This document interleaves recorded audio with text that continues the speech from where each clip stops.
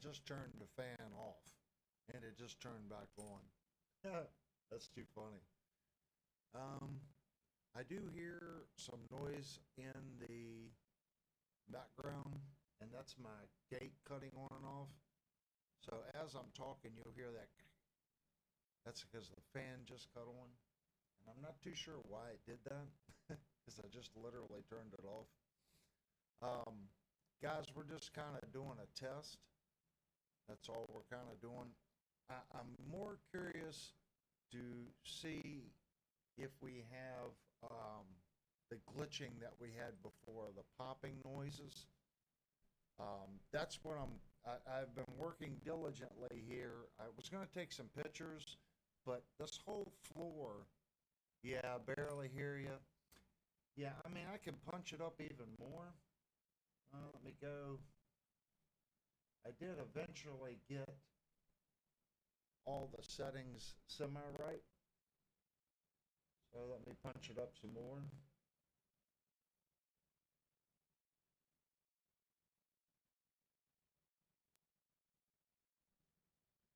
One. Turn up the gain on the microphone. Check. Ooh. That's what I got to do right there. That's the main output. So hold on. I'm still learning, but I did. Ooh, see, just found an issue. I tied the USB output to the mains.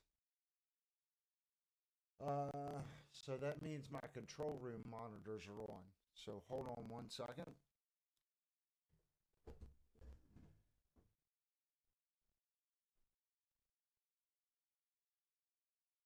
Still clipping.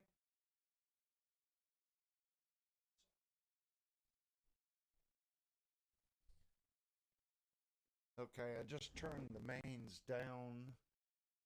Well, the gains on the power amp in the room. So now I'm going to bring this up a little bit. Check. One. That's really loud in my headphones, but I'm looking at the meter on OBS, and it doesn't seem to be that loud. Turn it up a little bit more. Check. Yeah, I'm not.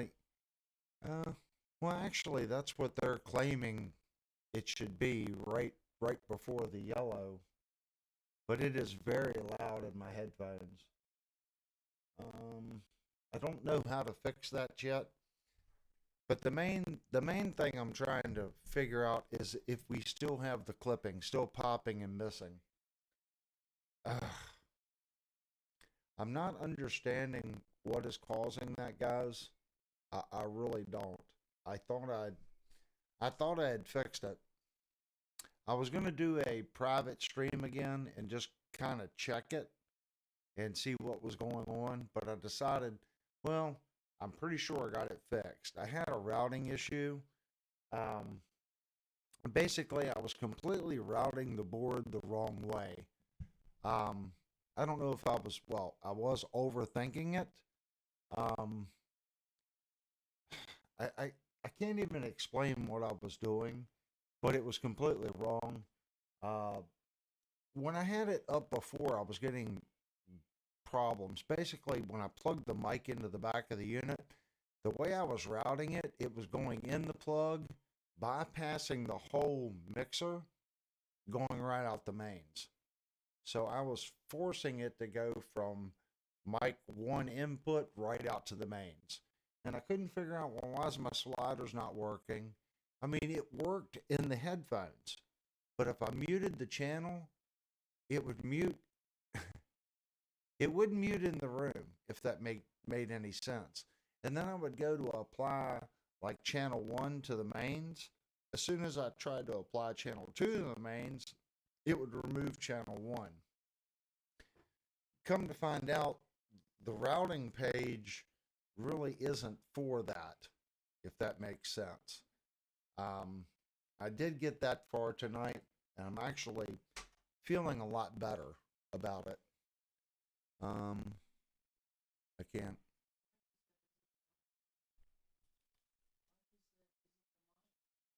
I don't think it's the microphone, guys. The microphones and everything that I was using, I'm still from the AG08. I'm still using now. So I'm kind of at a loss to know what could be causing it. Like right now, I had to take the headphones off. I hear myself. I mean, I was just happy. Okay, this is how bad it's been. I was happy to be able to get the guitar, this mic, my other mic, and that mic to be able to use the console like a mixing board and be able to raise and lower those inputs and have it go to the main.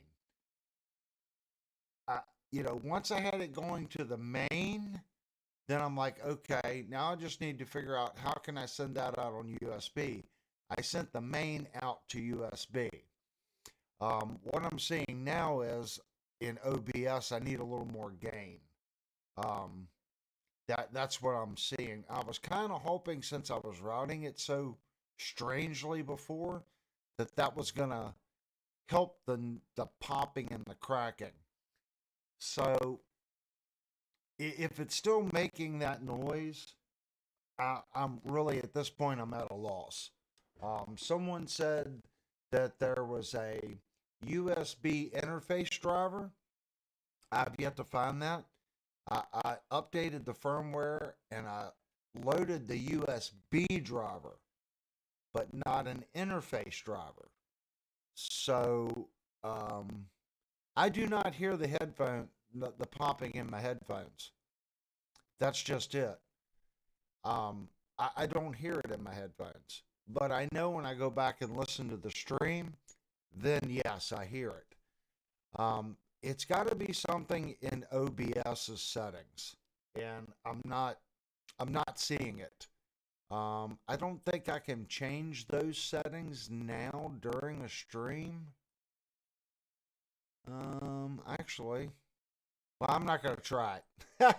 I do have it set to 1 through 8.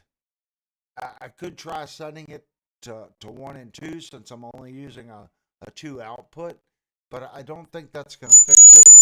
Ooh. Yeah, that's something else it does right there. It'll redline and I'll get a squeal.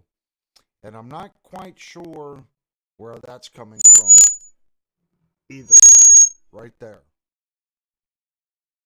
Oh, you know what it is? It's the headphone output feeding into the microphone. Got that one figured out.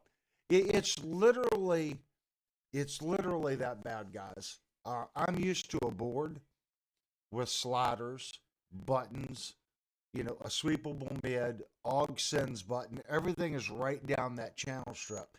I could turn a knob, and if I'm over on channel 16, I can still look over on channel 1 and see all my settings. Okay?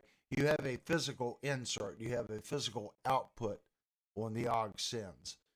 You really don't have any of that here. So I am making progress, guys, but it is definitely slow go. Yeah. But I do have the guitar.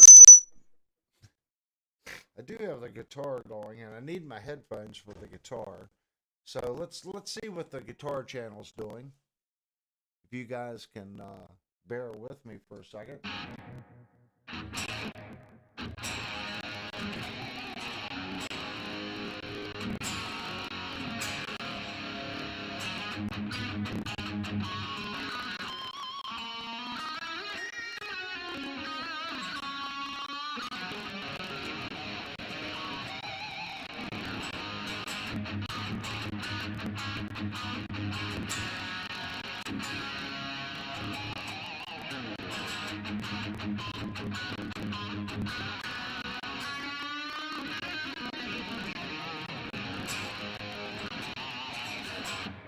Bad. Not doing well on the guitar, huh? It's popping too.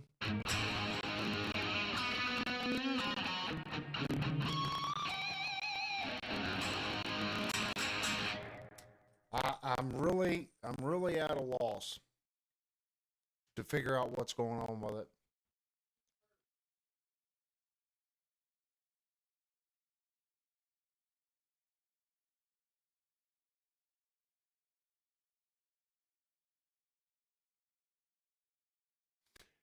Yeah, we did that, Kirk. It is plugged into the blue, but that's what's funny. Behringer claims this thing is capable of a 2.0 USB input, which is black. It does not need a 3.0, 3.1, or 3.2. Supposedly, in its factory configuration, it can be plugged into a 2.0 USB and you're golden. Because originally Steve and I were working on that and we were thinking that it was a USB issue. So all the plugs on the back are blue. Um, so we switched it, and then I called the Sweetwater tech support, and that guy told me it was 2.0 or better. So then we were thinking, okay, well, it's got to be a driver issue. So I've updated the firmware and I've downloaded the latest USB driver from Behringer. I don't know. I don't know what else to do. Yeah, OBS will only send what it receives. But there are options in OBS. I don't think there's really nothing on YouTube as far as configuring the wing or configuring OBS to the wing. There was on my Yamaha. Okay, I had to go in and make some changes in OBS. Um, like, I don't know if I can, if I go to settings and I go to audio, like the sample rate, that's the very first one. They're both set to 48. Channels to stereo. Desktop audio, I have set out 1 through 8, Behringer wing. Technically, I'm only using 2, the left and right main. And then desktop audio 2, I have disabled. Auxiliary mic audio, I have 1, 2 Behringer wing USB. Meters is fast. Sample peak. Advanced. Monitoring device is set to my computer sound card. That's where it used to be with the Yamaha, so I didn't change it. Disable Windows audio docking is clicked. Low latency audio buffering mode for deck link NDI outputs. I don't know if I should click that or not. And the rest of the stuff is hotkeys. So the only thing I haven't tried is this low latency audio buffering mode. I'm not sure if that would make the correction on it or not.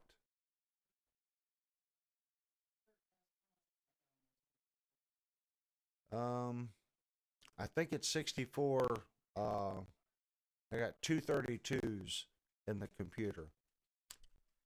Hey, Johnny Bean. We're still trying to get this wing rack, this Behringer wing rack to work. What?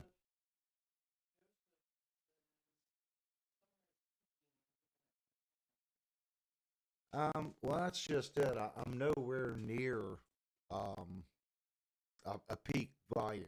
I'm Behringer recommends negative 18, give or take, to set the meters at on your first fader, and I'm really close to that. So even in my mic gains, if I look at, like, this is channel 1, I'm only at 27.5 dB of mic gain that's on this, which is a little past 50% on the Behringer. I have 0 trim. It's really simple. The main level out of that channel going to the main bus is set at 3.2 dB, which is a little above unity. And then my main output, that's where OBS is getting its signal. If I go to the main, my main is set at 3 dB.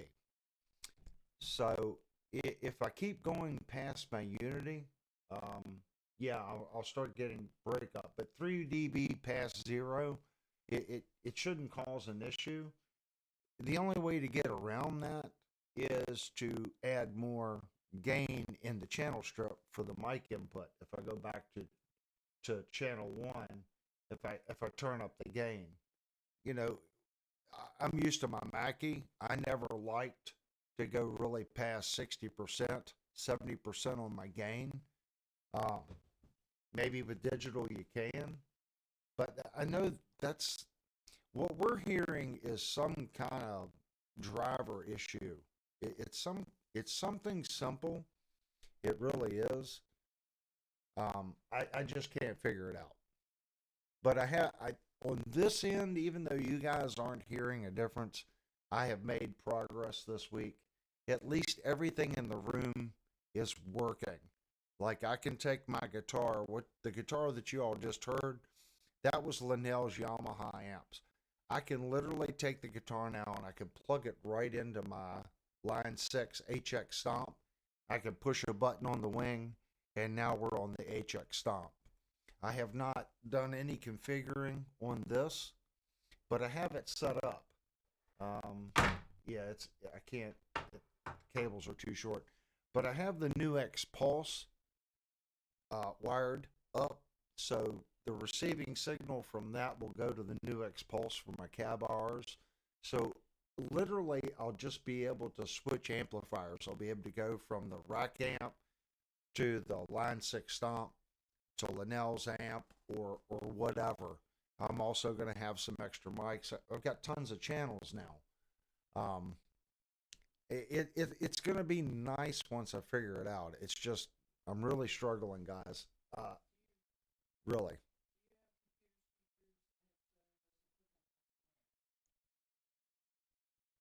No, there's no. I well, let me put it to you this way. I don't have like my computer. My sound card comes out, okay, of my headphone jack of the sound card, and that goes into channel 23 and 24 into the wing rack, okay, out the main to my power amplifier to my control rooms, and there's no popping and cracking in that. That's what got the Sweetwater guys too. There's no popping and cracking in my headphones, which is a monitor level on the mains.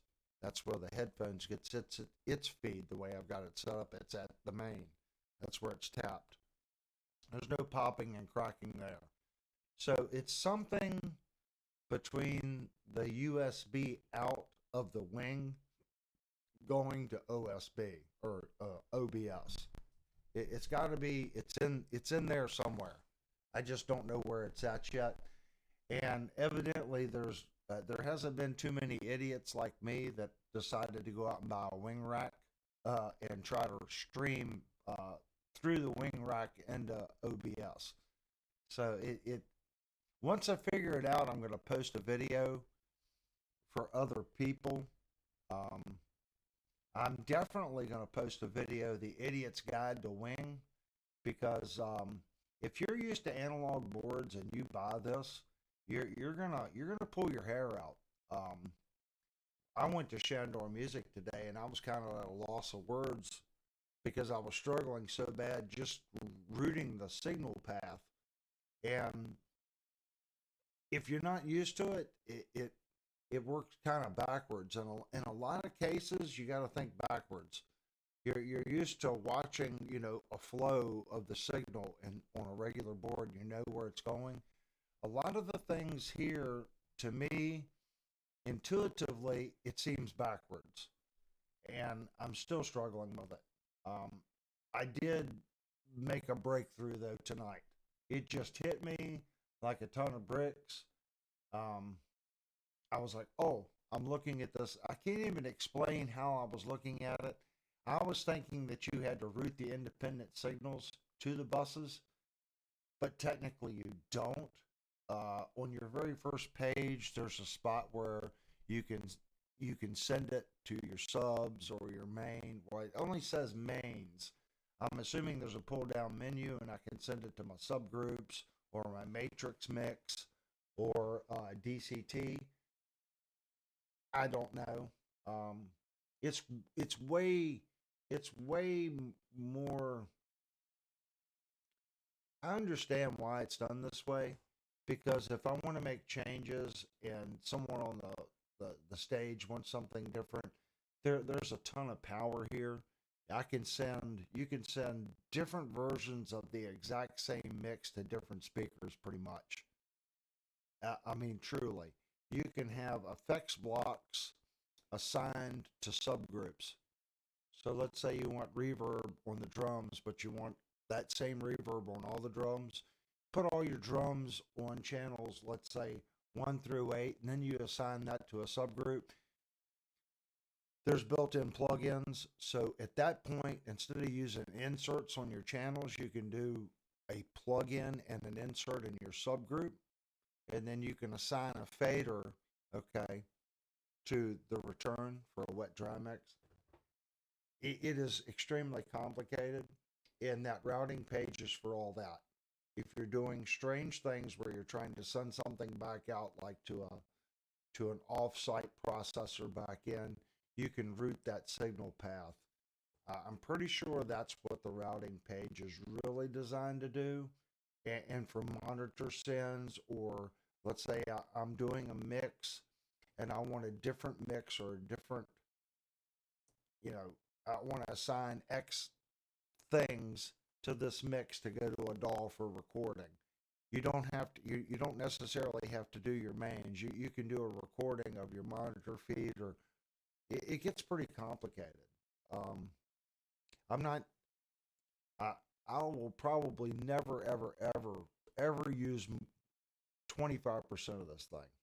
I'm probably going to be more in the 10% range of what I need it to do. It has so much stuff in it. It's unbelievable how much it'll do. Just the simple fact of being able to use plugins, and it comes with plugins from the factory. I don't need a channel strip. I don't need a gate. I don't need a compressor. It's all built in. And if I assign that compressor and gate to this microphone, I can use another compressor and gate, the exact same one, on that microphone, and completely change the settings.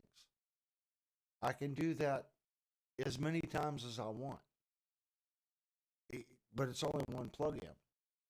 With the where I come from, if you had a channel, once you used that channel strip on this mic, it was done. You couldn't feed another mic into it and change the settings. You couldn't have it do 2 mics at 2 different settings. You had to have a channel strip for every microphone. You had to have a limiter and gate for every microphone. With this, you have that in every channel. And you have reverbs, delays, flangers, choruses. It's crazy just what it comes with. And I was on YouTube, and they're like, "Well, it doesn't have enough stuff," and they get more plugins, and they use this product called Waves, and they build a separate computer system for this Waves platform. And you put a Waves card in this thing, and the legacy's down to 1 millisecond. And from when I was watching on YouTube, it's kind of crazy. If you're doing big studio stuff and live sound production, I can see where that would be cool. I don't think I would ever need that. I mean, if I do exterior plugins through my computer, the way the system is right now, the maximum lag is 10 milliseconds.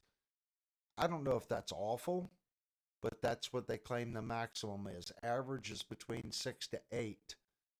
But if you do the Waves thing and you build they actually have a rack mount computer that the card works with. The card is $300, and the cheapest computer that I saw that was Waves certified, it's a rack mount computer. I guess it's, I don't know if it comes with any of the plug-in stuff or not. The cheapest one I saw was $1,700. That's a lot of money. But in reality, it's not, because it's taking place of all your rack mount effects, everything you could possibly imagine. Your EQs, compressors, limiters, gates, anything. It's taking that place. I don't know, guys. I just wanted to get on. We didn't stream Saturday night, so I wanted to come on and just give it a test. I wanted to see if my poor routing, the way it's routed now, is completely different than the way I had it routed. I mean, if I go to routing, I think I entangled. I'm pretty sure I deleted all the old. I'm checking now. It looks like I did. It's very. There's a lot of pages of information, but it looks like I did. It looks like this is what I did. Is I completely wiped it and went back to factory ship default, and I started building. And I've done that probably 30 times. Literally, I've probably wiped this thing and set it back to factory default at least 30 times. So if anyone's thinking about doing it, just keep in mind there's a huge learning curve, especially if you're coming from the analog world. But I definitely see why people have gotten away from what I'm used to. When I first did the stream the other night, I wanted to say that the analog was a lot warmer sounding in my headphones, like my Mackie. After doing the fix tonight, it it sounds in here. It sounds incredible. Even on the distortion channel now. Before it sounded good on the clean, but when I put distortion through it on the distorted guitar, it was really doing some weird things. Um, I just need to keep working on it, guys. So I don't know if we're gonna do a regular stream without the popping and cracking. I may I may have to fire up the Yamaha AG08 again and put this thing off on the side and continue to work and learn how to use it properly and try to figure out whether or not I have a driver issue or something else. You know, it's got to be something simple, uh, like tonight. Um, Me finally understanding the path of the input to the output to the main to the sub, it just hit me. And then as soon as it hit me, I was kind of like, wow, okay, that's stupid simple. But yet I didn't get it. I didn't. I sat here for 4.5, 5 days, and I didn't get it. It was right in front of my face, and I didn't get it. I, I, I'm so used to looking down and seeing a channel strip. Here's your slider. You've got some buttons to send it to a subgroup. You've got a pan. So if I send it to 1, 2 subgroup and I pan it left, I know subgroup 1 is my left because I'm going to go over to the subgroup and I'm going to pan it left. So now I have a stereo subgroup. If I go to the next channel and I hit 1, 2 and I pan it to the right, I know that that's going to the subgroup 2 from my right channel. It sounds really simple because that you can see it. When you push the button, a long time I'm like, well, why does it say 1 and 2? Because you have to use the pan. If you have a 4-bus board, you only need 2 buttons, 1, 2, 3, 4. This doesn't work that way. Now here's the kicker. Every channel is stereo. And you're like, oh, that's great. The problem with every channel being stereo, if you plug a mic into it, okay, it sees it as a mono signal. It sends it to the left. If you then put it to stereo, it just takes the left channel and bridges it over to the right. You're like, well, that's simple. It is. The problem comes in when you assign that to the main mix. Again, it wants to send it to one signal, to one side. Remember, your slider, it's 48 channel board, but it's not a 48 channel board. It's a 96 channel board because every channel is stereo with one slider. And I have struggled. When I say struggled, I have struggled multiple times with an input getting it to both sides of the main mix. It's stereo in the channel. It's stereo in the sub. Well, it's not. It becomes mono in the subgroup. I it it it's going to take me a little while to understand, since there is no pan. There is a pan. I shouldn't say there's no. There is a pan, um, but it doesn't work in relation to the subgroups like I'm used to. Um, and if it does, I'm not doing something right. Yeah. What's the? Oh, what's up? We're still trying to figure out the. We're still trying to figure out the popping noise, Steve. I literally thought I had it fixed. I I I had a revelation today on how to actually get this thing set up a little better. And if I talk into the microphone the way I'm supposed to, I get better volume. I hear that. I hear the gain is better, and I can crank it up. I really can. If I go to this and uh, I keep, I'm already at 0 dB, but if I start cranking this thing up, I don't know if that makes a difference or not in the clipping, but in my headphones it's stupid loud. Yeah. Hear that? It is stupid loud in my headphones. So I have to take my headphones off. Now, according to OBS, I should be at the right volume right now. I'm hitting right in between in the yellow. I don't know. Does it still pop and crack with it gained up like this? Because according to Behringer, this is now overgained on the Behringer side, but OBS says it's about perfect. Mikey says send it back and get something else. Believe it or not, Mikey, this morning I was so frustrated, I was actually thinking about doing that. I was thinking about sending it back, and you guys are going to laugh. Well, you probably won't laugh. I brag about my old Mackie board. It's a VLZ Pro 16, 4. It's a 4-bus 16 channel. Right now, you can get a new VLZ. I can get a 32-4 VLZ Mackie board. It's a 32 channel board. They're all mono channels. So I don't need this many channels that the Wing has. So it's 32 mono channels. I have a couple stereo signals, but I could get by with 32 mono channels. And it's set up just like the Mackie that I have here.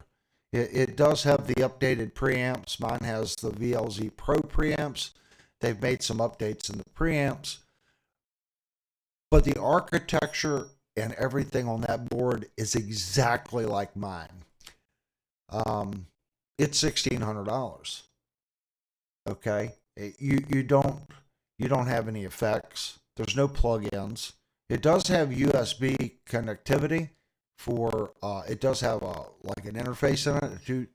It's either a 2-channel or 8-channel interface. I can't remember which. I mean, I could probably go that route.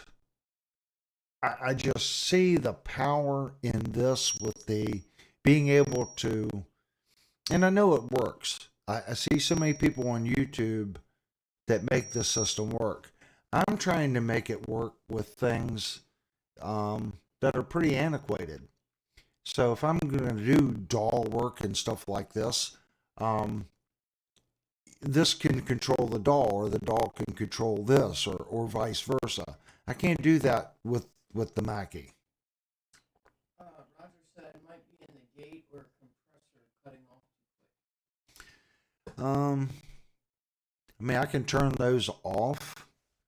If I turn the gate off, I'm going to go to my gate.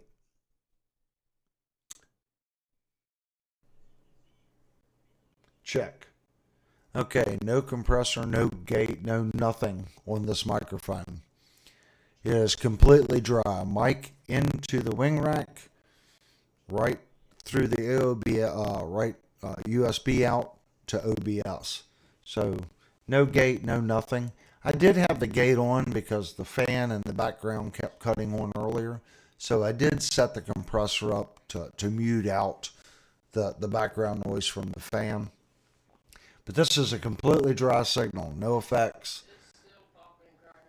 Yeah, it's not that. It's something. It's something in the driver. Definitely something in the driver. Now I'm going to re-engage the gate. Now the gate is on, and I'm not using the gate's not killing it, if that makes sense. I have a very modest setting on this gate, so it shouldn't be cutting off my words and doing weird things. It really shouldn't. Steve asked if you called Sweetwater support back.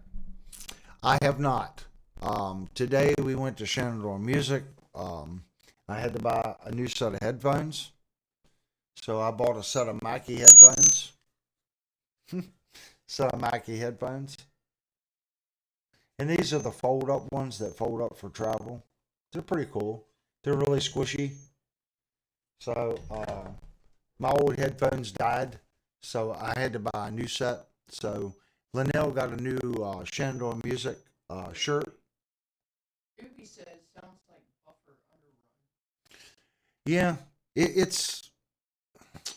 I mean, I can change that last setting in OBS. It did. And Mikey, If the stream crashes, Mikey said maybe you got a bad unit. yeah, I heard there was a lot of positive things on YouTube about it, but there was one individual that claims his channel's a lot like mine. He does sound reinforcement, and he has a couple X32s, rack mount mixers, and he has one X32 and he's using the Midas, and he was talking about the wing.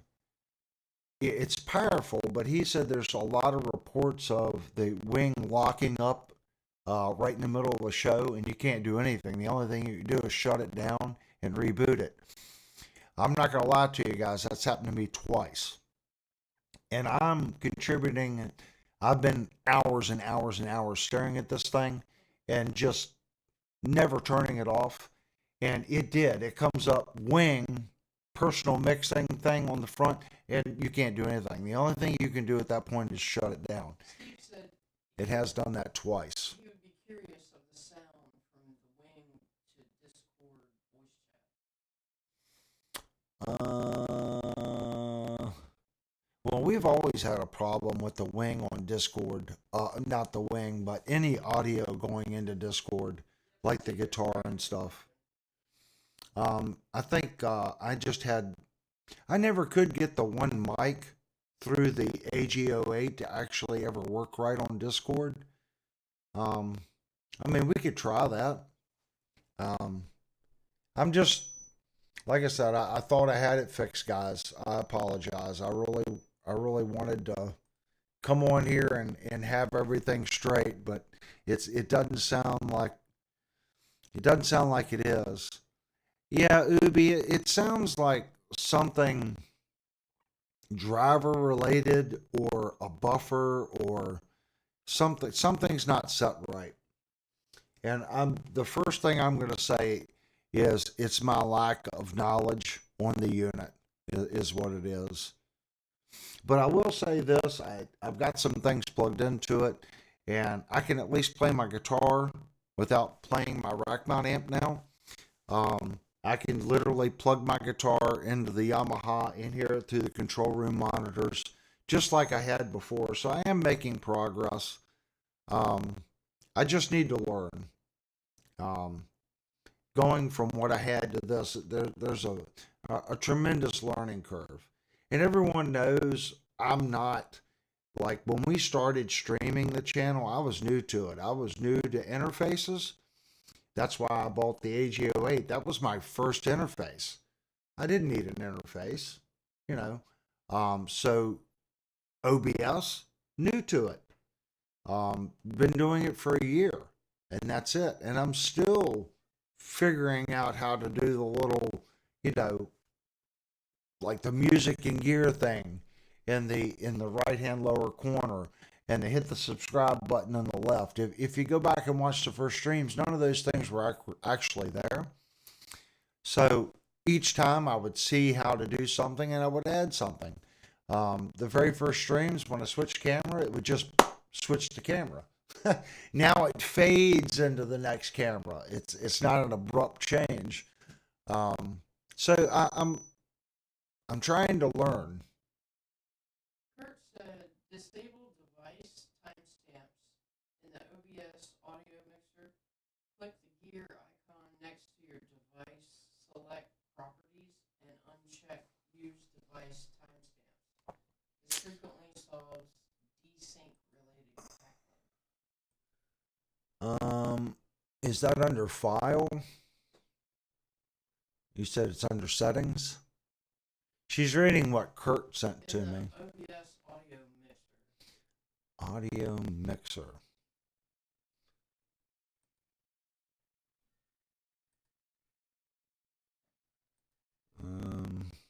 Under properties.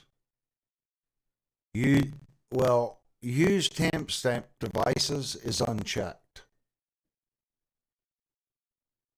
So I am not using device timestamps. That's unchecked. Is that what he's saying? Uncheck it? Yeah, disable device timestamps. Yeah, that's already unchecked. Uncheck use device timestamps. Yep, it's already unchecked, Kurt. I mean, the only thing I can do is switch it to Behringer Wing 1.2, and we've done that before, and it didn't seem to really make a difference. It's seeing the USB feed from the Behringer in 1.8.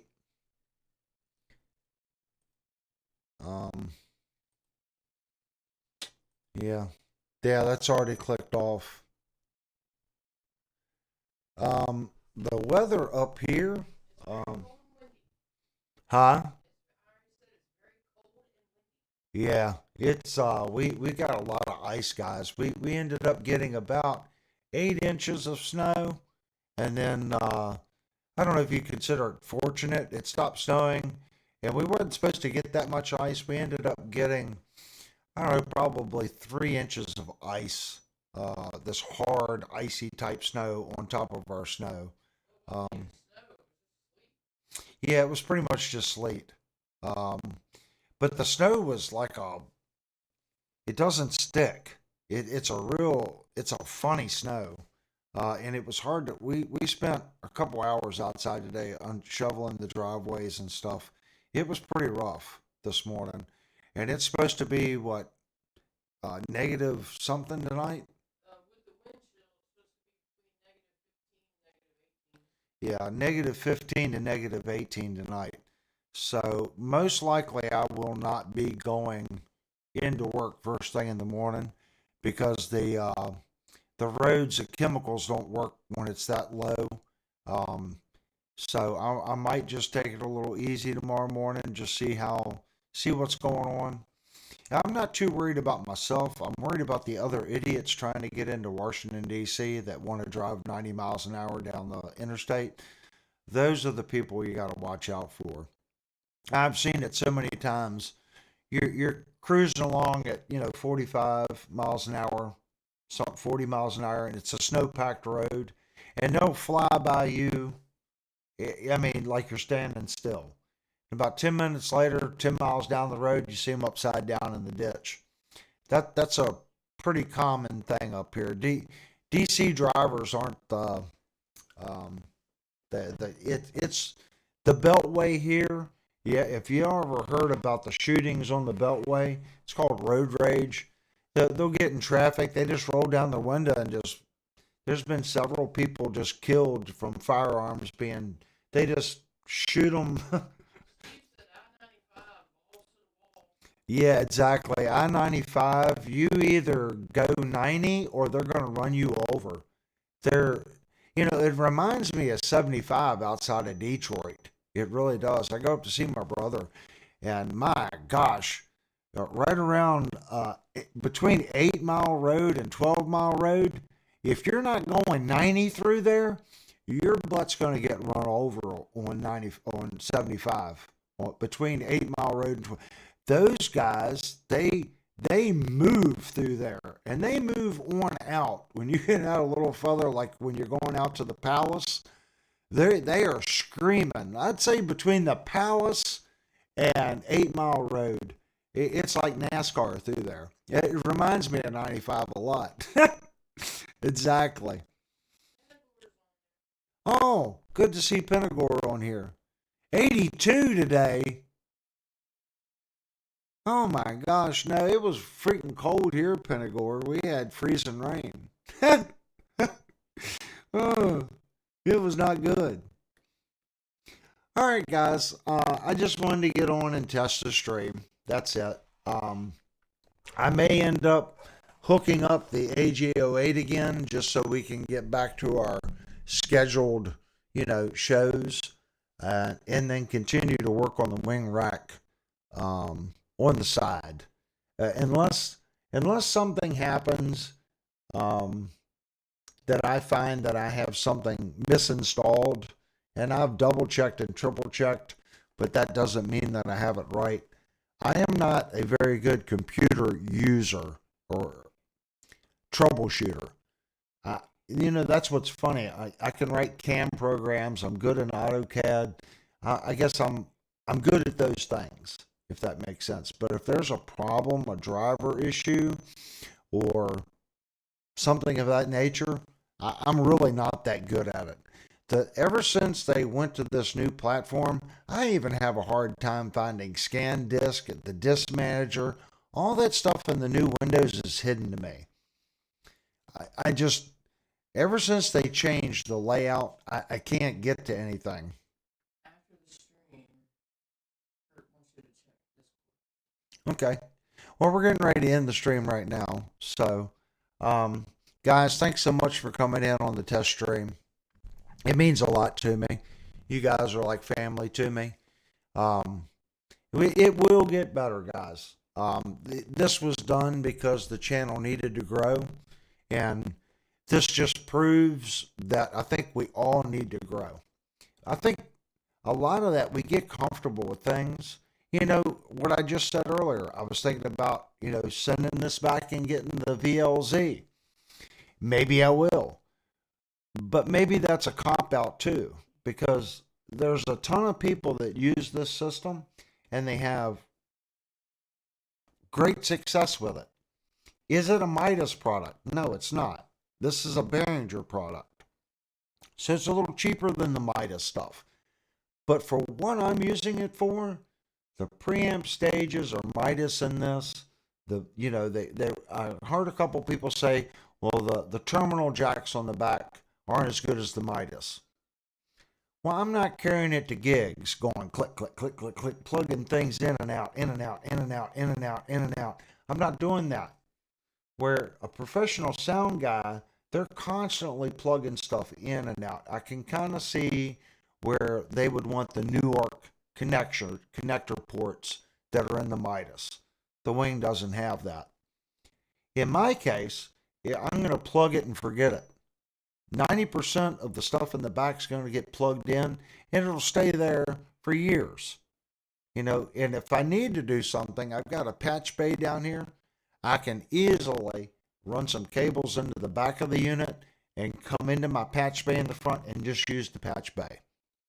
The terminals on the back are not big. That's what I use the patch bay over here for in the Mackie. Instead of reaching in and trying to climb in the bottom of the Mackie, I knew 1 through 8. Was it 1 through 8?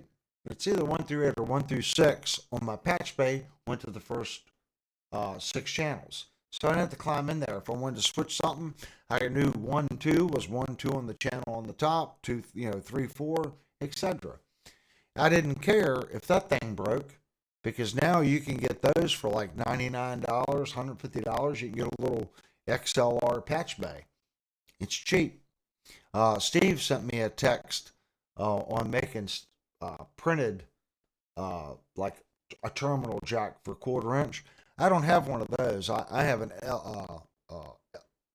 XLR patch bay, and I modified it. It's an ART unit, and it has a board in it. So I have, is it 6? It's 8.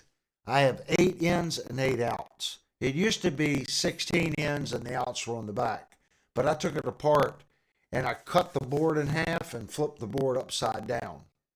That way I can have ins and outs on both sides for coming and going. Okay. It's from the factory, it's not set up that way, but it's pretty easy to do. You can literally just saw the board. It just goes in the jack across and then out. It's just an in and out. That's all it's doing. Um, I might post a video on that if anyone's interested in modifying one of those. It's a pretty cool little trick. All right, guys, I'm going to get on Discord. Thanks everyone for coming in. I will continue to work on this. And I really was hoping the guitar was going to sound right, because on my end, whoa, wow, that's really cranking. I've yet to figure out how to change the volume in the headphones. Let me hit the guitar one more time, guys. I'm going to move that out of the way so it doesn't feed back.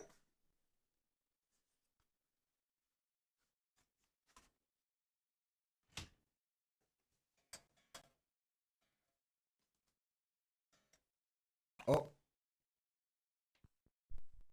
that sucks. Wow. That is unbelievably loud in my headphones. Let me scoot it back. I mean, it's unbelievably loud.